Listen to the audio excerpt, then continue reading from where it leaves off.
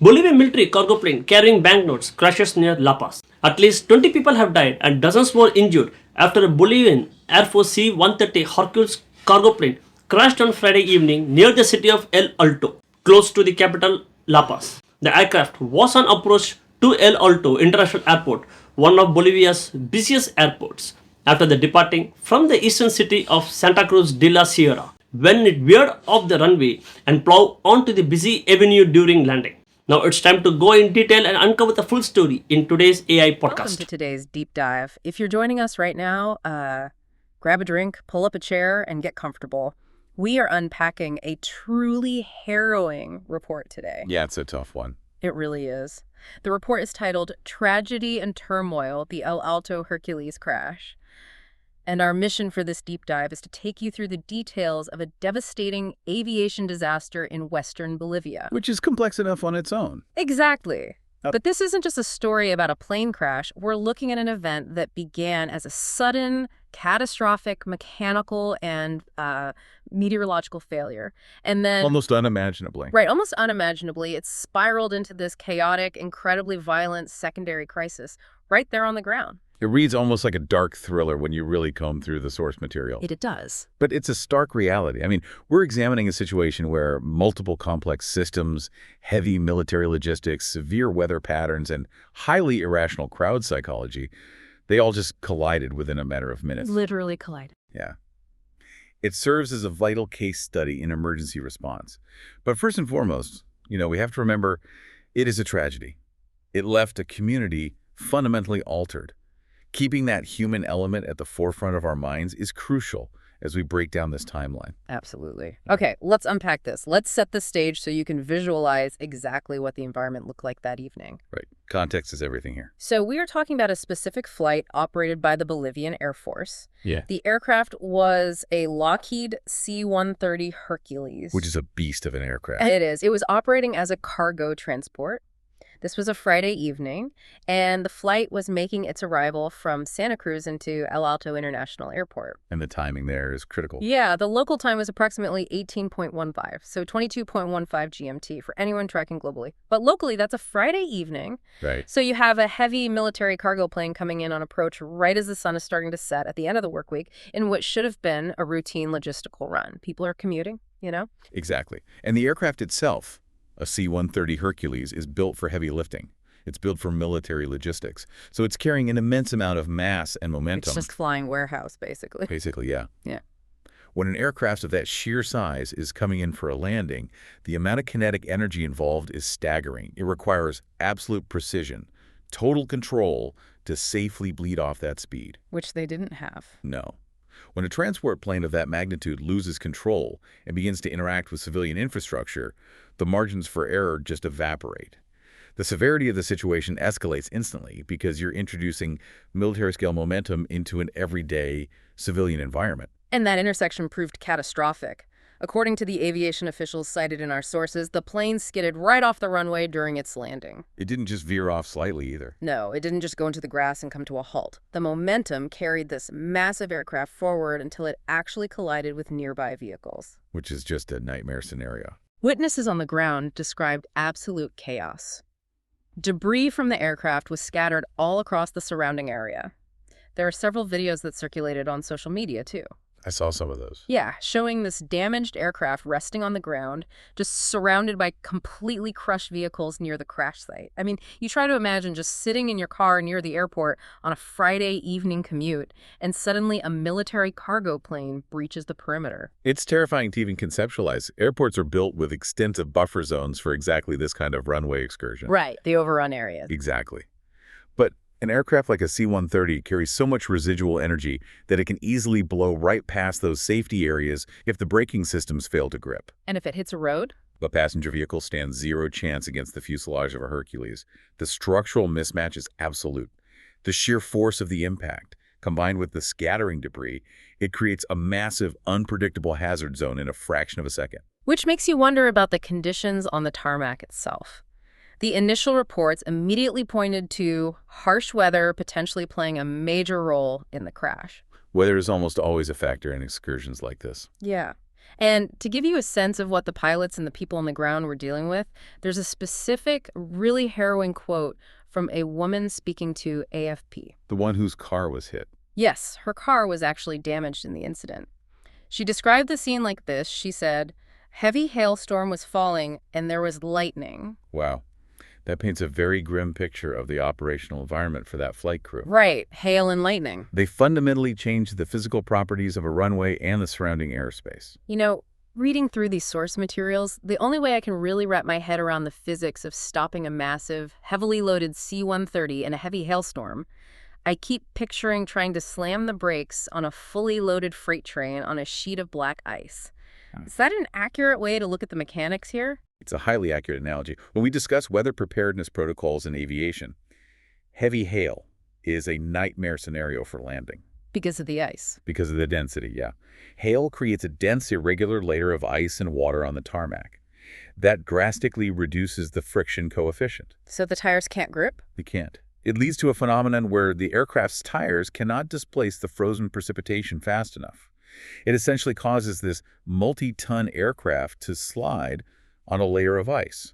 The anti-lock braking systems are fighting a losing battle against the pure physics of forward momentum. And the lightning she mentioned. Furthermore, the presence of lightning indicates active, severe thunderstorm activity.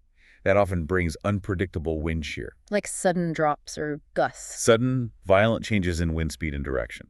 That can destabilize an aircraft in its most vulnerable phase of flight, which is that final approach and touchdown. It raises immediate questions about aviation safety in those specific conditions. I mean, if the runway is functionally a sheet of ice, does standard braking even matter at that point? You're largely at the mercy of momentum. Exactly. And these are the protocols that investigators will undoubtedly be scrutinizing, figuring out how a robust military machine was compromised by the forces of nature. And tragically, this combination heavy machinery, lost control, severe weather, it resulted in a devastating human toll. It did. According to firefighters at the scene and local media reports, at least 11 people were killed in this disaster. 11 lives. That's awful. And around 20 individuals were injured. And we have to note that at the time of these reports, the Defense Ministry hadn't yet confirmed the exact number of people who were actually on board the aircraft. Right, the flight manifest was still unconfirmed. Which adds a layer of deep distress for the families waiting for news. You just don't know. But the immediate reality on the ground is the immense burden placed on the local medical infrastructure. They suddenly have to handle an influx of severe trauma patients from a high-velocity impact. Yeah, 11 lives lost and 20 injured constitutes a massive localized tragedy. And the nature of those injuries really underscores the intense unpredictability of a crash like this. Our sources highlight a highly specific detail from a witness who spoke to Reuters. The one with the tire. Yeah. This witness was recounting the terrifying moment the crash happened. He explained that a tire from the aircraft, a massive, heavy airplane tire, fell directly onto his sister's car. Just fell right out of the sky. The impact was so severe that it struck her on the head, forcing them to rush her to the hospital immediately. He told Reuters, and I quote, "The plane's tire fell on the car, and my sister was injured because the impact hit her on the head. We rushed her to the hospital." What's fascinating here is, and I use the word fascinating strictly in terms of the physics, with the utmost respect for the trauma that the family endured, is the sheer unpredictable trajectory of debris in a crash of this magnitude. Because things just fly everywhere. Exactly. When an aircraft breaks apart or sheds components under extreme mechanical stress, those components become massive, unguided projectiles. And a tire from a Hercules is huge. Right. An isolated piece of debris, like a C-130 main landing gear tire, weighs hundreds of pounds. Yeah. It carries an immense amount of kinetic energy. It can bounce, roll, and crush. It causes a highly localized tragedy far away from the main fuselage of the aircraft. So you can be sitting in your car, entirely removed from the actual runway surface, just trying to navigate a Friday evening hailstorm. And suddenly you become a victim of an aviation disaster because the sky literally falls on you. The danger zone extends so far beyond the immediate footprint of the plane itself. It does. It requires a massive perimeter. Now, Any aviation crash with fatalities requires a massive, highly coordinated emergency response. Wow. You have first responders rushing into the hazard zone to put out fires, extract survivors, secure the area. That's the standard protocol. Right. But here's where it gets really interesting and where the specific incident takes a deeply bizarre and chaotic turn. Yeah, this is where the story shifts completely. Authorities quickly confirmed that this Bolivian Air Force plane was not carrying military equipment. Yeah. It wasn't carrying troops, it was transporting banknotes. Yep. Specifically, banknotes destined for the Central Bank of Bolivia. And this detail is the absolute crux of the secondary crisis that unfolded. It is essential to understand the exact nature of these banknotes. Because they weren't just regular cash. Right. No. Officials had to rapidly clarify that these bills had not yet been officially issued by the central bank. Okay. More importantly, they did not carry serial numbers. Wow. From a legal, economic, and practical standpoint, this meant the money held absolutely zero legal value. So it's just paper. Just paper. Because they lacked those serial numbers, these notes were essentially state-sponsored monopoly money. That's a great way to put it. Until the Central Bank of Bolivia physically receives those notes, catalogs them, assigns the serial numbers, and officially issues them into the economy, they are just securely printed pieces of paper. They're completely useless for commerce, but highly effective at causing a riot. But the people on the ground didn't know that. Or, I mean, if they did, the visual stimulus completely overrode their logic. Usually logic goes out the window in these scenarios. Because despite the money being entirely worthless, the scene that unfolded was absolute chaos. Crowds of people reportedly gathered and actively swarmed the crash site. Swarmed to burning wreckage. Yes. They were attempting to collect the scattered, valueless cash that was blowing around the wreckage and the crushed cars. You just try to picture the sheer surrealism of the scene. It's hard to even picture. You've got a heavily damaged military aircraft, a heavy hailstorm, emergency workers actively trying to save the 20 injured people and recover the 11 victims. Doing triage in the hail. Right. And meanwhile, a crowd of civilians is running into the hazard zone to grab what they thought was free money. If we connect this to the bigger picture, it perfectly illustrates a terrifying concept in crisis management. Which is? The fragility of triage perimeters. Oh, interesting. You have an active disaster zone, right? Which is inherently dangerous due to leaking aviation fuel, jagged metal, structural instability, potential secondary explosions. Extremely dangerous. Yet the visual stimulus of scattered currency, even fake wealth, temporarily overrides the basic human survival instinct. It's greed over survival. It completely shatters the social contract of respecting a tragedy. The allure of a sudden windfall causes a rapid, immediate breakdown of public order, and suddenly you don't just have a rescue operation anymore. You have a riot. You have a multi-front security crisis. And that breakdown of order severely hampered the actual rescue efforts. The police response had to drastically shift from securing a safety perimeter to active, aggressive crowd control. You had to stop rescuing and start policing. Exactly. The police were forced to deploy tear gas just to disperse the crowds of people who were allegedly trying to take the currency. Tear gas at a crash site. It's unbelievable. The video footage described in the sources shows an incredibly intense escalation. Police officers had to gear up in full riot gear. They had to form defensive tactical lines to hold back the swarms of people. And it wasn't just peaceful swarming. No, it gets worse. Individuals in the crowd actually began throwing rocks at the police officers. Unbelievable. So within minutes, a mass casualty event instantaneously turned into a violent riot. Think about the sheer logistical nightmare that creates for the first responders. Firefighters, paramedics, and local police are rigorously trained to deal with fire suppression. They're trained for wreckage extraction and trauma triage. They know how to handle a crash. Right. They have specific protocols for establishing perimeters to keep bystanders safe and allow ambulances to move freely. But having to suddenly manage a violent rock-throwing riot over worthless currency, right on top of a mass casualty triage zone, it completely fractures the rescue operation. Because resources are split. Exactly. Yeah. Every single police officer who has to pick up a riot shield to hold back a crowd is an officer who cannot assist in victim recovery or direct traffic for incoming medical teams. Not to mention the environmental factors they are introducing into the rescue zone. Oh, the tear gas. Yeah, the use of tear gas, while tactically necessary to disperse a violent crowd, introduces a harsh chemical irritant directly into an environment where 20 injured survivors might already struggling to breathe. Right, due to smoke, dust, or blunt force chest trauma. It's a compounding disaster. The rescue workers are suddenly operating in a literal war zone of their own making. It creates an almost impossible scenario. The responders are fighting the weather, the hail and lightning. They're fighting the wreckage. They're fighting the ticking clock of critical injuries. And now they're fighting the very public they are sworn to protect. The situation escalated to the point where the national government had to step in with incredibly strong messaging just to try and regain control of the narrative and the physical site. They had to shut it down publicly. Yeah. Defense Minister Marcelo Salinas had to publicly and strongly condemn the attempts to seize the money.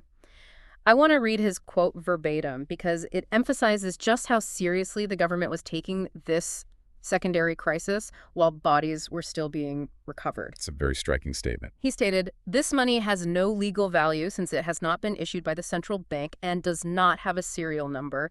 Attempting to use this money is a crime." Very clear. Furthermore, Salinas practically had to plead with the public. He urged them to respect the mourning period for the 11 people who had just died and to cease the vandalism in the affected area. That statement from the defense minister serves a fascinating dual purpose in crisis communications. How so? Well, on one hand, it's a rapid public information campaign designed to de-escalate the riot by removing the incentive entirely. By telling them the money is fake. Right. He's telling the crowd what you are fighting for, what you are throwing rocks at police for, is worthless paper that will only get you wafted. On the other hand, it's a profound moral plea. It highlights the stark cognitive dissonance of the situation. It really does. You have families whose loved ones have just perished under the weight of that Hercules.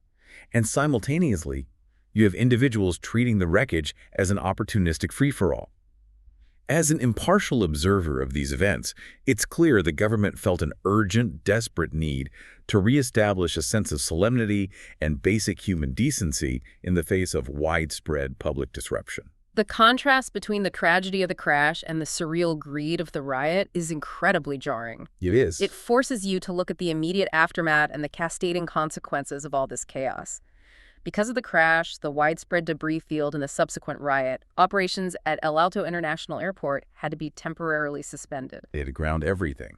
The airport was completely closed down so that emergency crews could finally secure the area properly, clear the tear gas, and begin the grim task of recovery efforts without civilians throwing rocks at them. It's necessary. You can't run an airport with an active riot on the perimeter. No.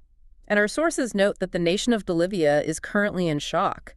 An official investigation into the crash is now officially underway. To figure out exactly what happened. Right, to determine exactly how the weather, the mechanics of the C-130, and the actions of the flight crew all played out during that Friday evening approach. And most importantly, the families of the victims are left grieving a sudden, devastating, and highly public loss. The investigation will undoubtedly be meticulous. They'll need to look at the flight data recorders, the exact meteorological data at the minute of touchdown. The severity of the hail. Yeah, the maintenance logs of the Hercules and the decision-making process regarding flying into a hailstorm. But the secondary investigation, how local authorities will handle future perimeter security in the event of high-value or sensitive cargo crashes, that will likely reshape emergency protocols for the entire region. I would imagine so. The closure of an international airport has massive logistical ripples across the aviation network. But it was an absolute necessity to freeze the scene, both to preserve evidence for the accident investigators and to forcefully restore public order. So what does this all mean? When we take a step back and look at everything we've unpacked today, from the flight departing Santa Cruz to the heavy hail and lightning, the tragic loss of at least 11 lives, the unpredictable physics of a massive flying tire, and the surreal, violent riot over unissued monopoly money, it serves as an incredibly stark reminder. A reminder of how fast things break down. Yes, it reminds us of the sheer, terrifying unpredictability of disasters. We like to think that emergencies follow a linear, predictable path. You know, an accident happens, responders arrive, the situation is stabilized, and recovery begins. Neatly categorized phases. Right. But this event shows us that when severe weather, catastrophic mechanical tragedy, and complex, irrational human psychology collide, the situation can morph into something entirely unexpected in a matter of minutes. You can go from a standard Friday evening commute to a tear gas-filled riot zone over a burning aircraft in the blink of an eye. It's a profound lesson in the fragility of our systems and our social contracts. And as we conclude our analysis of this incident, this raises an important question. Okay. One that I think you, listening right now, should really ponder. Yeah. We just saw how an aircraft carrying completely unissued, totally valueless paper could instantaneously spark a dangerous rock-throwing riot that severely hindered critical emergency rescue operations and injured survivors. Over literally nothing of value. Exactly. So the question is, how prepared are our global emergency response networks to handle crashes involving truly hazardous, highly sensitive, or infinitely more valuable cargo in heavily populated civilian areas? Wow. If fake money causes this much turmoil and entirely breaks the rescue perimeter, what happens when the stakes are fundamentally real? That is a chilling thought to leave on, and a perfect question to mull over as we wrap up. We've unpacked a lot of heavy, complex material today, and we hope this deep dive has given you a clearer, more comprehensive understanding of the tragic and bizarre events that unfolded in El Alto. Yeah, it's certainly a lot to process. It is. Thank you so much for sitting down with us, exploring the facts, and joining us on this deep dive. Take care of yourselves, stay curious, and we will catch you next time. Okay, one question for you. What security and crowd control measures should authorities implement when sensitive cargo such as unissued banknotes is involved in an accident to prevent chaos and public risk? Don't forget to comment it. Thanks.